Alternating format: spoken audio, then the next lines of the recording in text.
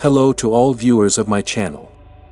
In this issue we will talk about the worst maniac murderer of the Soviet Union, who killed 53 people over the course of 13 years. His name is Andrei Chikatilo. Soviet Jack the Ripper was born on October 16, 1936. The boy grew up and studied in his native village of Apple, which currently belongs to the Sumy region. Many argue that Andrei had a congenital neurological disease, hydrocephalus. Problems were indicated by urinary incontinence even in relatively adulthood. Incontinence became one of the main causes of beatings from the mother. The guy didn't really remember his father, because after returning from captivity, the man was equated with a traitor and repressed. Chikatilo went to school in 1944. Suffering during the educational process intensified. The boy was the object of constant ridicule.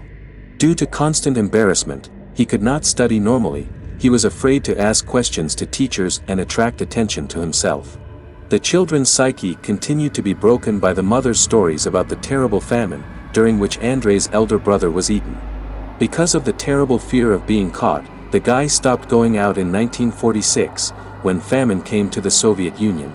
Constant self-control and complexes always stifled his impulses and did not allow him to feel relief. Chikatilo graduated from high school in 1954 and tried to enter the Lomonosov Moscow State University. The refusal was argued by the fact that the graduate did not pass the competition. But Andrew did not believe what was said. The guy lived with the stigma of the son of a traitor and traitor. He was sure that the reason lies precisely in this. Despite the refusal, Chikatilo believed in his importance. As a result, he received a technical specialty.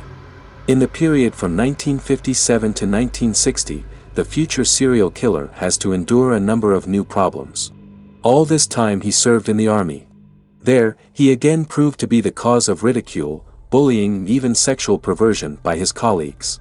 The inability to relieve stress, constant tension and the injustice of the environment engendered hatred for the whole world in Chikatilo. He could not fight back with his peers, but he gladly suppressed weaker people. This was evidenced by the situation that happened to him in the 10th grade. On that day, the teenager experienced an orgasm for the first time. Ejaculation did not occur during intercourse, namely at the time of the use of force. The girl who visited Chikatilo's yard intentionally entered into conflict with him, continuing to annoy the young man for some time. Unable to stand it, Andrei threw her to the ground. He did not have to do any manipulations or undress the 13-year-old guest. The usual indignant cries gave an unexpected result. Chikatilo was very upset by this situation. Despite the experiences, psychologists do not tire of insisting that this was the first time the Rostov Ripper felt his power and strength over a weak girl. After the army, the educated Andrei moved near Rostov-on-Don, to the village of Rodianovnesvitaiskia. He combined his work as an engineer with a creative profession. At the same time, Chikatilo wrote articles for the Znamya regional newspaper. These activities did not bring pleasure and the desired satisfaction. In search of himself, the man entered the correspondence department at Rostov University and graduated from it. 5 years later he received another education. The University of Marxism-Leninism at the Pedagogical Institute made it possible to hold leadership positions in educational institutions and teach. It was here that the path of Andrei Chikatilo began, behind which the bloody traces of child victims stretched like a train. Already in 1979, he was able to join the staff of boarding school number 32. The teacher of Russian language and literature, the head teacher and even the director, Chikatilo managed to visit all these positions. Despite such a rapid career growth, the man had to quit. The reason for this was the complaints of 2 students about harassment on his part. After leaving school, of his own free will, the man took the position of Master of Industrial Training at the Novoshakhtinsky GPTU 39. Here he lingers for 4 years. In 1978, the teacher and his family moved to the Rostov region, the city of Shakhty. Chikatilo Andrei Romanovich gets a job at GPTU 33 as an educator. He cannot hide his inner impulses and interest in growing children. Now the teacher was interested not only in girls. Feeling the boys gave him pleasure and pleasure. Such hobbies and masturbation activities did not go unnoticed by the students. The Chikatilo beat him and called him pedophile, gay. In Chikatilo's family life, everything was smooth and calm. The wife, having learned about all his deeds, could not believe what she heard. Her quiet, accommodating, hardworking and sympathetic husband, father of 2 children, could not brutally crack down on children, and then return home and play with his own daughter and son. The first victim of Chikatilo was a 9-year-old girl, Elena Zakotnova. This murder clearly showed the rapist what exactly makes him happy and satisfied. A completely different person, Alexander Kravchenko, was accused and shot in the murder of Elena Zakotnova. Chikatilo himself told during the investigation that this girl was the first victim.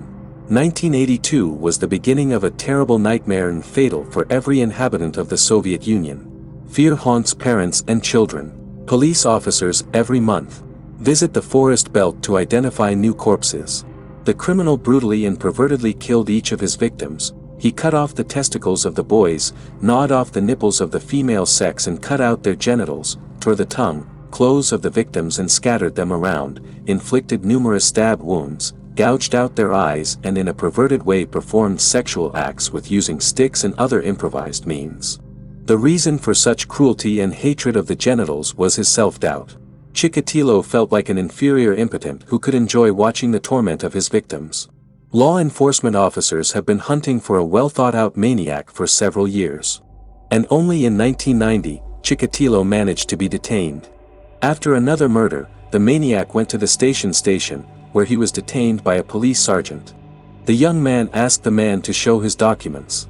Not noticing anything suspicious, the policeman recorded the name Chikatilo and let him go. The discovery of the corpse led to a revision of all documents for the past week.